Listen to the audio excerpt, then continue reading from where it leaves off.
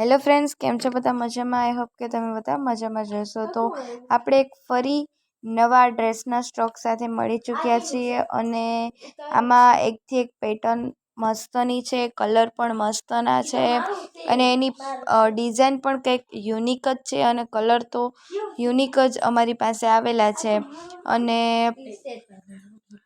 બાટિકના છે અને એકથી એક ચડિયાતા કલર છે અને સમર માટે તો ખૂબ સ્પેશિયલ કલર છે અને કાપડ પણ પ્યોર કોટન આવશે મારી વાલી બહેનો.